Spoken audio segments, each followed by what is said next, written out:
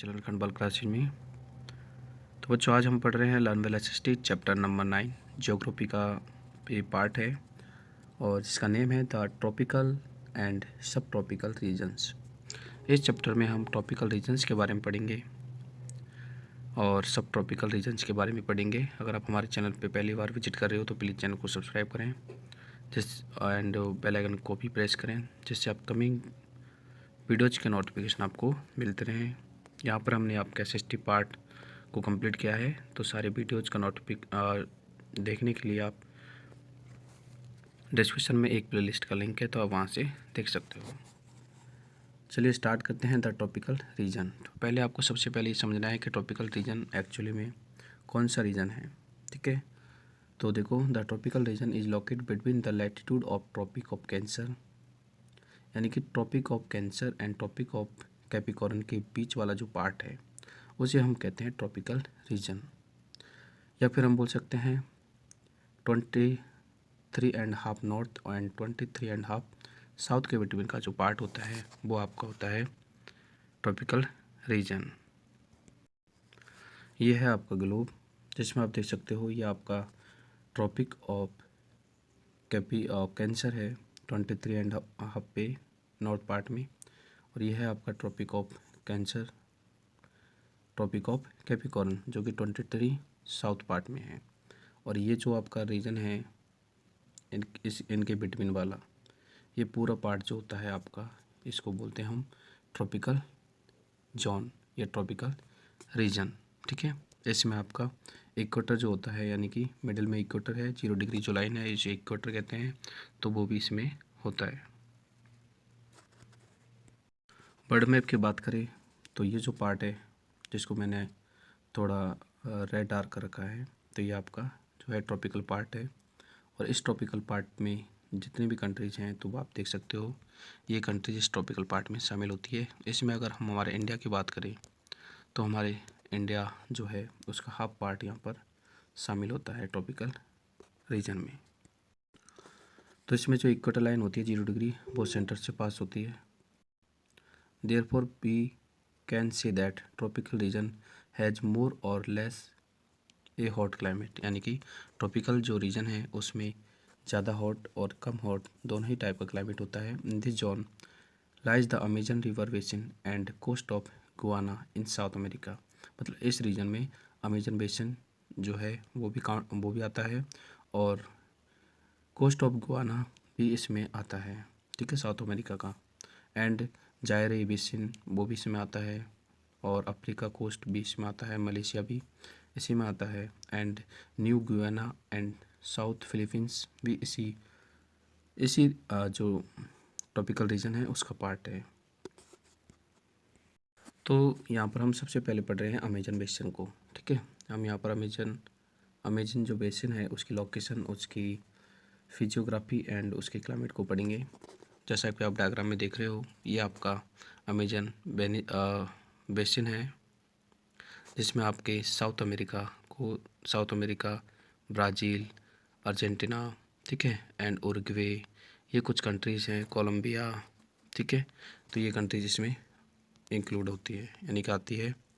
इधर आपका Pacific region है, इधर आपका अटलांटिक ओशन है। तो देखो the Amazon basin is drained by the river Amazon, यानी कि अमेजन बेसिन जो है अमेजन रिवर के पास है, which is the most important river in South America, यानी कि साउथ अमेरिका की सबसे इम्पोर्टेंट रिवर है अमेजन। ठीक है, अमेजन रिवर के बारे में अगर हम देखें तो इसकी जो विड्थ होती है ना वो एक तरह से बहुत ज़्यादा लार्ज है, चौड़ाई। ठीक है, लोकेशन की बात करें हम तो Amazon river originate from the Andes mountains. ठीक है, जो आपका अमेजन रिवर है वो ओरिजिनेट होता है एंडीज माउंटेन से इन पेरू, यानी कि पेरू कंट्री है। And drains into the Atlantic ocean, और अटलांटिक ओशन में ये ड्रेन्स होता है यानी कि अटलांटिक ओशन में जाके मिलती है। ठीक है, तो आपको इतना ध्यान रखना है कि एंडीज माउंटेन से स्टार्ट होती है और अटलांटिक ओशन में जाके फिनिश होती है। The river along with its thousand of tributaries from the largest river basin in the world, यानी कि अमेजन जो रिवर है उसका बेसिन सबसे बड़ा है वर्ल्ड में, क्योंकि इसमें 1000 ट्रिब्यूटरीज फॉर्म होती है। ठीक है, this basin cover a major part of Brazil, यानी कि ये जो बेसिन है ब्राज़ील के काफ़ी पार्ट को कवर करता है, and some parts of Peru. ठीक है, और इक्वाडोर, कोलंबिया, बोलिविया और वेनेजुएला। ठीक है, तो ये सभी जो है अमेजन बेसिन के ही पार्ट हैं। ठीक है, आप डायग्राम में देख सकते हो ब्राज़ील में भी आपका अमेजन जो है ये फैला हुआ है, इधर कोलंबिया में है, वेनेजुएला में भी है। ठीक है, पेरू पे है ही है, ये पेरू है आपका। ठीक है, और तो ये अमेजन जो बेसिन है वो वाकई एक तरह से बहुत लार्ज है, क्योंकि ये सबसे लार्ज जो हम रिवर कह सकते हैं इसको, लेकिन सबसे लार्ज रिवर तो वो आपकी है नील, लेकिन नील जो है लेंथ में है और ये वाली है जो विड्थ में है। फिर बात करते हैं इसकी फिजियोग्राफी के बारे में। The Amazon basin has the tallest and densest forest, यानी कि अमेजन बेसिन में टॉलेस्ट और डेंसेस्ट फॉरेस्ट हैं, लंबे और घने। And the Amazon is approximately 7100 kilometre long. ठीक है, from its source in Peru to its mouth in Atlantic Ocean, मतलब पेरू से स्टार्ट होती है और अटलांटिक ओशन में ख़त्म होती है, यानी पेरू से इसका एक तरह से the basin drained by river and it's tributaries is about 61 lakh square kilometre, यानी कि जिसका जो ट्रिब्यूटरीज है, यानी कि जो डेल्टा फॉर्म करती है, ठीक है, उसका अगर हम एरिया की बात करें तो 61 लाख स्क्वायर किलोमीटर का एरिया कवर में आता है। The world largest rain forest is located in its basin, मतलब हमारे वर्ल्ड का जो लार्जेस्ट रेन फॉरेस्ट है, ठीक है, अमेजन बेसिन भी यहीं पे लोकेट है, and comprising nearly 40% of south America, यानी कि हम कह सकते हैं कि जो ये आपका अमेजन बेसिन है ये आपके साउथ अमेरिका का 40% जो है पार्ट है अपने आप में। ठीक है, ये आपका पूरा अमेजन जो है बेसिन है।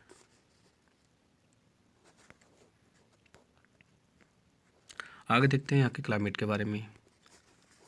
तो the climate here is best described as hot wet equatorial climate, यानी कि यहाँ पर हॉट वेट इक्वेटोरियल क्लाइमेट होता है, यानी कि ज़्यादा सर्दी भी नहीं होती, ज़्यादा गर्मी भी नहीं होती। ठीक है, थोड़ा इक्वेटोरियल क्लाइमेट होता है, मतलब एक हम बोल सकते हैं कि मीडियम क्लाइमेट होता है। This type of climate is characterised by the high temperature and humidity that prevails through out the year, यानी कि इस पार्ट में जो है टेम्परेचर तो ज़्यादा होता ही है, बट ह्यूमिडिटी भी एक तरह से होती है। There is very little variation in the day and night temperature, यानी कि यहाँ पर दिन और रात के टेम्परेचर में बहुत कम वेरिएशन होता है। And at night temperature goes down, रात में टेम्परेचर जो है डाउन हो जाता है। While humidity remains the same, लेकिन ह्यूमिडिटी सेम रहती है। The high humidity and heat throughout the year makes this region almost unbearable to live in, यानी कि इसमें ह्यूमिडिटी, इस वाले जो पार्ट है उसमें ह्यूमिडिटी हाई होती है और साल भर होती है, इसलिए एक तरह से ये जो पार्ट है,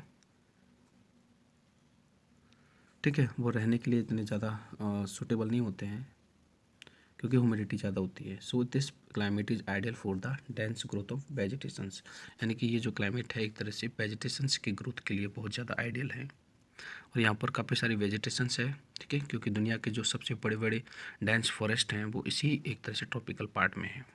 अब हम ये बात कर लेते हैं यहाँ की सॉइल के बारे में।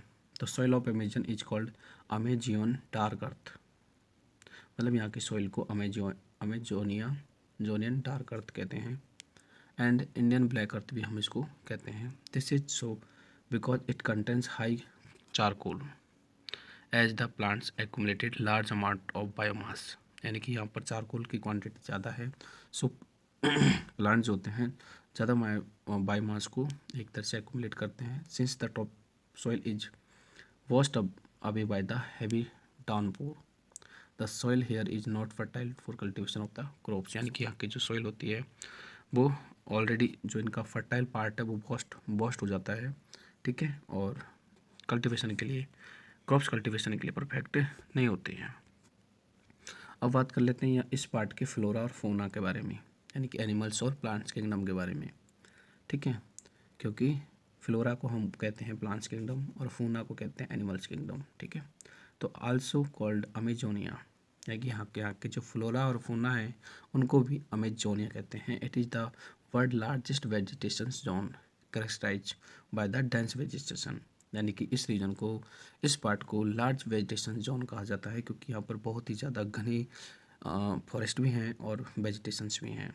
एंड वेरिड एनिमल्स लाइफ, और एनिमल्स लाइफ भी काफ़ी हैं। And covers more than half of Brazil.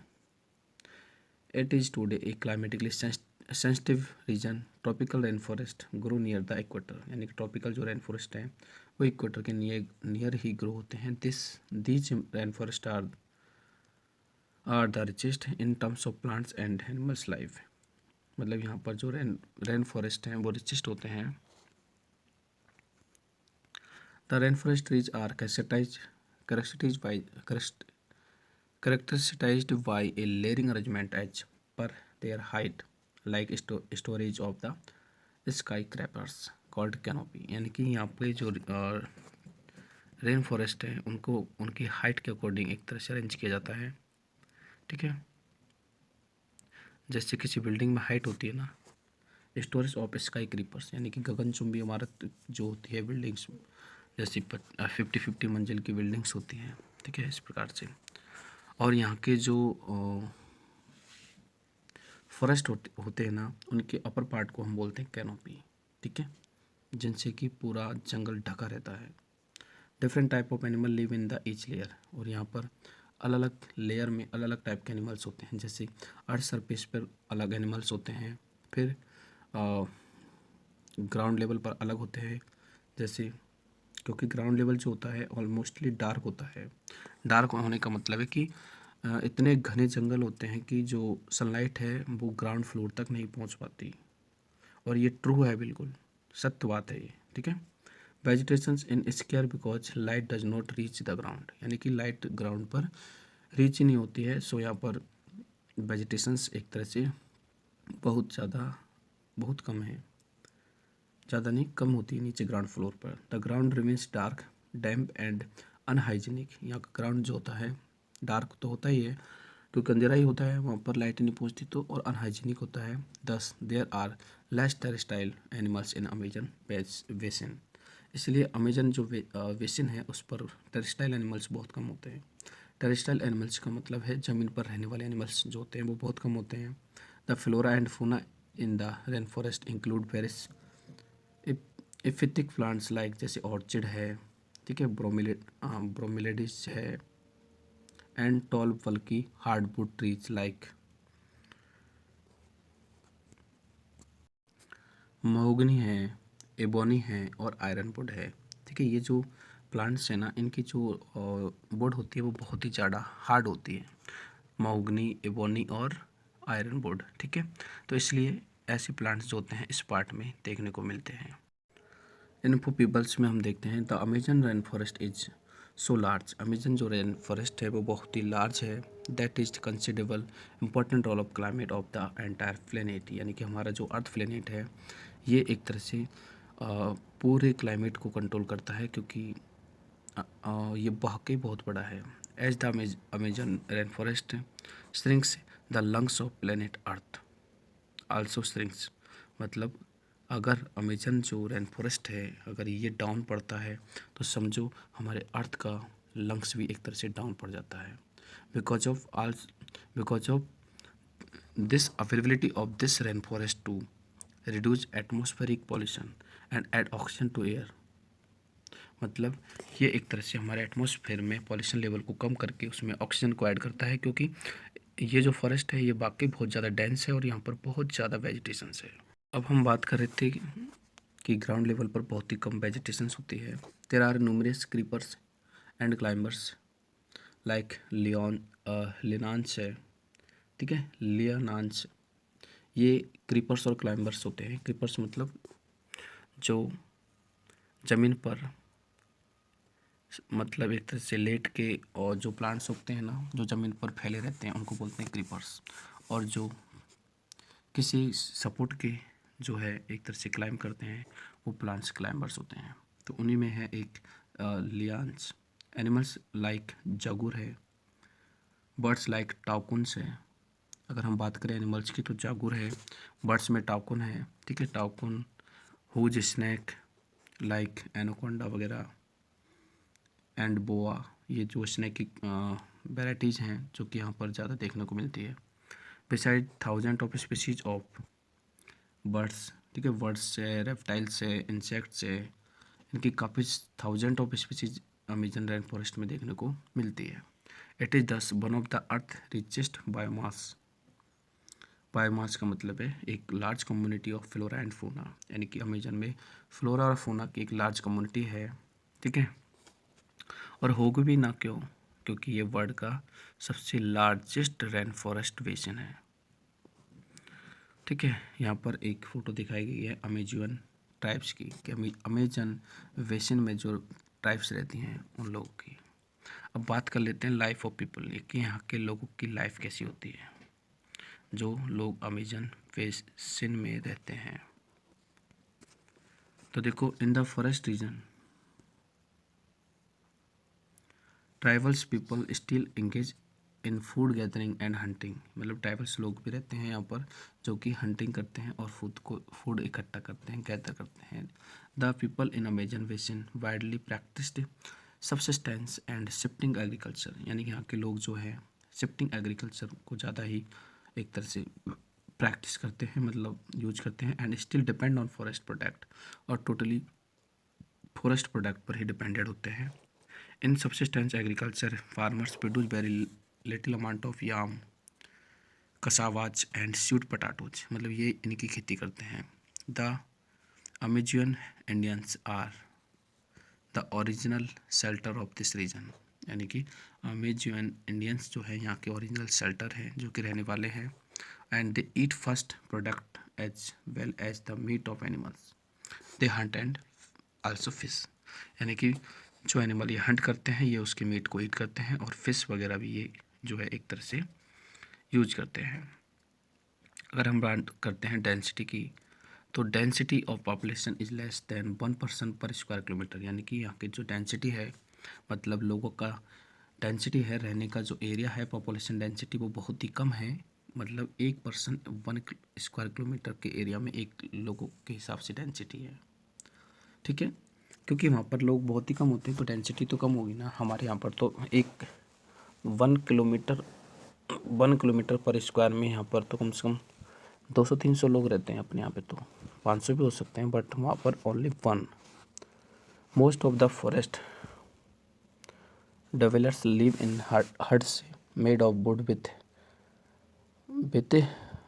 टैचड roofs, मतलब यहाँ पर जो ज़्यादातर डेवलर्स होते हैं, फॉरेस्ट डेवलर्स का मतलब है जो जंगलों में रहने वाले जो ट्राइबल्स होते हैं, वो एक तरह से हट बना कर रहते हैं, या फिर पेड़ों पे भी जो है एक तरह से रूफ्स वगैरह बना के रहते हैं। These are called maloca and some also live in multi storeyed malocas, यानी कि जो नीचे रहते हैं उन्हें हम सिर्फ मलाकोज कहते हैं, और जो मल्टी स्टोर्ड मालुका होता है वो एक से ज़्यादा स्टोर्ड होता है, मतलब 1 मंजिल से ज़्यादा, ठीक है। The loggers and people living in the vicinity of forest clear it for constructing roads and settlement, thus put it under great threat, मतलब यहाँ पर जो है एक तरह से लॉगर्स का मतलब होता है जो मतलब लकड़ी को लेके जाते हैं वो लोग, ठीक है। इन फॉरेस्ट को एक तरह से कट कर रहे हैं, या फिर रोड कंस्ट्रक्टिंग के लिए भी फॉरेस्ट को कट कर रहे हैं, जो कि एक तरह से गलत है। High humidity and heat attract mosquitoes, which means that malaria, yellow fever and other tropical disease are common in this region, मतलब मॉस्किटो से रिलेटेड जो डिजीज़ हैं वो भी एक तरह से कॉमन है। ऑक्यूपेशन की बात करें तो यहाँ पर ऑक्यूपेशन तो हमने पहले ही स्टार्टिंग में बता ही दिया आपको कि हंटिंग, यहाँ के लोग तो हंटिंग करते हैं, ठीक है, और कुछ हंटर्स होते हैं, कुछ गैदर्स होते हैं जो कि फूड वगैरह मतलब प्लांट्स प्रोडक्ट पर डिपेंड रहते हैं, और कुछ पीपल्स होते हैं जो कि फिशिंग वगैरह जो करते हैं अपनी प्राइमरी एक्टिविटी। अब हम बात करते हैं मालोका की, तो देखो ये है आपके मालोका, ठीक है। तो ये है आपका फर्स्ट फ्लोर है एक तरह से, और कुछ जो होते हैं मल्टी स्टोर्ड मालुकाज होते हैं, मतलब जो ज़्यादा फ्लोर पर भी होते हैं। तो ये इन टाइप्स के जो है रहने के शेल्टर हैं। अब बात करते हैं हम सब ट्रॉपिकल रीजन की, ठीक है। तो सब ट्रॉपिकल जो होता है वो ट्रॉपिकल रीजन के थोड़ा ऊपर होता है, यानी कि हम बोल सकते हैं ट्रॉपिकल रीजन के पास होता है। जैसे ये आपका ग्लोब है, मान लीजिए ये पार्ट सब ट्रॉपिकल है, ये मिडिल पार्ट पूरा, तो इसके पास वाला जो पार्ट होता है इधर और उधर दोनों साइड में, साउथ और नॉर्थ में, इसे बोलते हैं हम सब ट्रॉपिकल रीजन। यानी कि 25 नॉर्थ से लेकर 25 साउथ तक का रीजन जो होता है वो आपके सब ट्रॉपिकल क्या होता है, नॉर्थ वो रीजन होता है, ठीक है। There are 3 perennial rivers that cover a and region and form of the fertile plains. यानी कि यहाँ पर जो है 3 पेरेनियल रिवर्स होती हैं। पेरेनियल मतलब जो साल भर एक तरह से बहती रहती हैं, ठीक है। इसलिए यहाँ का जो रीजन है वो एक तरह से फर्टाइल है और प्लेन है, ठीक है। और यहाँ पर जो है क्रॉप्स कल्टीवेशन होता है। अब उनमें हम पढ़ रहे हैं गंगा ब्रह्मपुत्र बेसिन, जो कि हमारे इंडिया में है। The Ganga Brahmaputra river system together form a largest part of the great plains of the north India. यानी कि ये जो गंगा ब्रह्मपुत्र रीजन है ये हमारे नॉर्थ इंडिया के बहुत बड़ी पार्ट को एक तरह से कह सकते हैं हम। Both of the rivers flow almost parallel to on either side of Himalayas. मतलब गंगा और ब्रह्मपुत्र हिमालय के दोनों तरफ ही पैरेलल एक तरह से फ्लो होती है। The Brahmaputra river join the Ganga in Bangladesh. यानी ब्रह्मपुत्र जो नदी है वो गंगा को ज्वाइन करती है बांग्लादेश में। वाइल फ्लोइंग टुगेदर, फिर बांग्लादेश में से आगे जाके ये दोनों एक साथ बहती है। They form the world largest delta, और ये दोनों मिलके एक तरह से वर्ल्ड के सबसे लार्जेस्ट डेल्टा को फॉर्म करती है, जिसको हम बोलते हैं सुंदरवन। यानी पश्चिमी बंगाल में जो डेल्टा है वो सुंदरवन डेल्टा है, या फिर हम उसे गंगा ब्रह्मपुत्र डेल्टा भी कह सकते हैं, जो कि वर्ल्ड का लार्जेस्ट एक तरह से डेल्टा है। अब बात करते हैं इसकी लोकेशन की, ठीक है। हम पढ़ रहे हैं सब ट्रॉपिकल रीजन, जो कि हमारे इंडिया में है, गंगा ब्रह्मपुत्र वाला part. The Ganga Brahmaputra basin lie between the 21 degree north and 31 degree north के between. It covers a large part of north India and most of the Bangladesh. यानी कि ये हमारे इंडिया के पार्ट को कवर करता है और कुछ पार्ट ये बांग्लादेश को भी कवर करता है। फिजियोग्राफी के बारे में बात करें इसकी, तो it is depositional alluvial plain. यानी कि ये एलुवियल प्लेन है, एलुवियल जो सॉइल है उसका यहाँ पर डिपोजिशन है, and spread over an area of approximately 9,94,756 kilometre के स्क्वायर में जो है हमारा सुंदरवन डेल्टा एक तरह से फैला हुआ है। अब बात कर लेते हैं कि द रिवर गंगा ओरिजिनेट कहाँ से होती है। तो हमारी जो गंगा नदी है वो ओरिजिनेट होती है गंगोत्री ग्लेशियर से, ठीक है, and flow through the India, और इंडिया में बहती है। एंड रिवर ब्रह्मपुत्र जो होती है वो ओरिजिनेट होती है लेक नियर मानसरोवर से। यानी कि मानसरोवर झील से एक तरह से ब्रह्मपुत्र एक तरह से ओरिजिनेट होती है। और मानसरोवर जो झील है वो तिब्बत में है। कहाँ है? तिब्बत में। तो ये दोनों अंडरलाइन कर लो, आपको अच्छे से ध्यान रखना है, ठीक है। गंगोत्री से गंगा स्टार्ट होती है और मानसरोवर लेक तिब्बत से स्टार्ट होती है ब्रह्मपुत्र, ठीक है।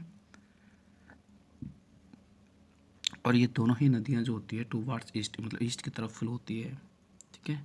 देन टर्न से साउथ वेस्ट, और फिर ये टर्न होती है साउथ वेस्ट इंडिया में, ठीक है, थ्रू अरुणाचल प्रदेश। मतलब अरुणाचल प्रदेश से ही ये इंडिया में घुसती है। After that it flows through Assam, ultimately join Ganga in Bangladesh, और आसाम से होती हुई ये बांग्लादेश में एक तरह से एक दूसरे के साथ में ज्वाइन होती है, और फिर दोनों ज्वाइन होकर एक ही नदी बनती है जिसे गंगा ब्रह्मपुत्र डेल्टा कहते हैं, जो कि पश्चिमी बंगाल में बना हुआ है और सुंदरबन डेल्टा है। ये देखो, आप यहाँ पर देख रहे हो गंगा ब्रह्मपुत्र बेसिन, ठीक है। ये पूरा जो पार्ट दिख रहा है आपको, ये पूरा गंगा ब्रह्मपुत्र का बेसिन है, ठीक है। इसमें और भी नदियाँ शामिल हो जाती है। अब हम बात करते हैं यहाँ के क्लाइमेट के बारे में। तो the climate of the Ganga Brahmaputra basin is characterised by the mountains climate in the upper hilly regions. यानी कि गंगा ब्रह्मपुत्र का जो एक तरह से क्लाइमेट होता है वो हमारे माउंटेन्स के ऊपर डिपेंड होता है, जैसे शिवालिक माउंटेन्स है, and by hot summer and cold winters in the plains it is best described as the tropical monsoon climate. In fact, this basin experience 3 distinct season. मतलब इस बेसन में 3 तरह के सीजन्स को एक्सपीरियंस किया जाता है। ठीक है, पहला इनमें है कूल, यानी एक तो कूल ड्राई सीजन और एक हॉट ड्राई सीजन, और एक होता है पैट और रेनी सीजन। कूल और ड्राई सीजन में एक तरह से विंटर आ जाता है, हॉट और ड्राई में आपकी समर आ जाता है, और पैट रेनी में आपका रेनी आ जाता है। The rainfall is concentrated for over 4 months, for mid June से लेके और सितंबर तक यहाँ पर रेनफॉल बहुत ज़्यादा होता है, जो कि नेचुरली हमारे इंडिया में होता ही है। During the rest of the year only about 8% rainfall, मतलब बाकी के टाइम में सिर्फ 8% रेनफॉल होता है।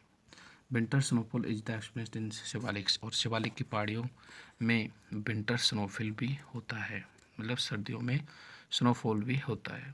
सॉइल के बारे में अगर बात करें तो गंगा ब्रह्मपुत्र जो रिवर्स हैं वो एक दूसरे के साथ में ज्वाइन होती हैं, और ह्यूज अमाउंट में मतलब बहुत बड़े अमाउंट में सिल्ट को लेके आती है, मेकिंग द नॉर्थन प्लेन्स, मतलब सिल्ट को लेके आती है और नॉर्थन के प्लेन्स को बनाती है। One of the most fertile region है ये, सबसे इम्पोर्टेंट रीजन है एग्रीकल्चर पर्पज से पूरे वर्ल्ड का सबसे फर्टाइल रीजन। जबकि हमने अमेजन में पढ़ा था, अमेजन फर्टाइल नहीं है, ये फर्टाइल है, और यहाँ पर एलोवियल सॉइल है। ठीक है, इसमें pitch were built layer upon layer. Alluvial soil के कारण यहाँ पर एक तरह से बहुत ज़्यादा फर्टिलिटी है, और यहाँ पर सैंड, लूम, क्ले, ठीक है, ये तीनों ही टाइप की जो मिट्टी है इन नदियों के द्वारा वाह कर लाई जाती है, और इनसे अलग अलग टाइप के, मतलब इन तीनों टाइप के जो है बेसिन तैयार होते हैं। बात कर लेते हैं यहाँ की फ्लोरा फोना के बारे में। तो in the Shivalik mixed vegetations, मतलब शिवालिक मिक्स्ड वेजिटेशंस होती है, जैसे सॉल है, पाइन है, ओक है, ये कॉमन है यहाँ पर। In the plains stand of the deciduous trees कौन से ट्रीज होते हैं जो एक तरह से गर्मी में हमेशा रहते हैं, जैसे टीक है, साल है, बैम्बू है। ठीक है, जो कम पानी में मतलब उगते हैं उन्हें हम डेसिडियस ट्री कह सकते हैं।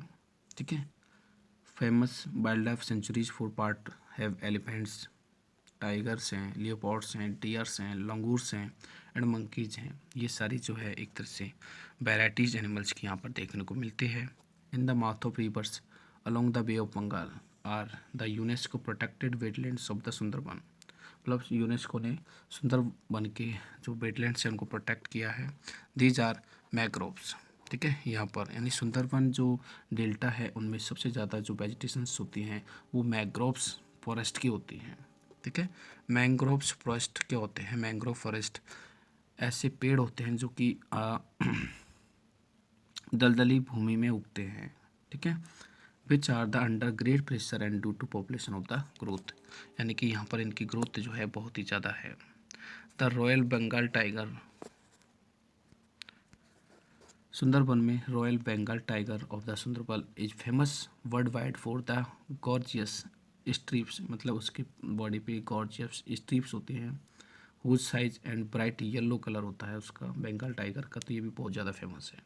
Another animal found in here estuarine crocodile, मतलब क्रोकोडाइल यहाँ का बहुत फेमस है। Which is a protected species. Animals like deer है, मंकीज है, मंगूस है, and many reptiles are found here. यहाँ पे बहुत तरीके ऐसे रेप्टाइल्स पाए जाते हैं। There are also many national parks, मतलब इस सेंचुरी में काफ़ी ज़्यादा नेशनल पार्क्स हैं। ठीक है, सुंदरबन डेल्टा में, और काफ़ी वाइल्ड लाइफ सेंचुरीज भी हैं हमारे इस गंगा ब्रह्मपुत्र बेसिन में। कुछ लोगों को अगर ये डेल्टा समझ में नहीं आ रहा है तो यहाँ पर समझ सकते हो आप डेल्टा क्या होता है एक्चुअली में। ठीक है, triangular shaped deposition of the sediments from A mouth of river. ठीक है, मान लीजिए नदी बह रही है तो यहाँ पर कुछ ट्रायंगुलर शेप में ऐसे जो है सिल्ट वगैरह या फिर सॉइल वगैरह जमा हो जाती है, जिससे एक ट्रायंगुलर फॉर्म बनता है और नदी जो है आसपास से निकलती हुई जाती है ऐसे, तो इसको बोलते हैं डेल्टा। अब बात कर लेते हैं लाइफ ऑफ पीपल्स की, मतलब इस सब ट्रॉपिकल रीजन जो सुंदरबन है उसमें लोगों की लाइफ कैसी होती है। ठीक है, ये आपको फोटो दिखा रहा है कि tribals people of the Sundarban delta. तो Ganga Brahmaputra basin is one of the most fertile region in the world. जैसा कि मैंने आपको बता दिया है कि ये सबसे ज़्यादा फर्टाइल रीजन है। The shifting cultivations in India called jhuming.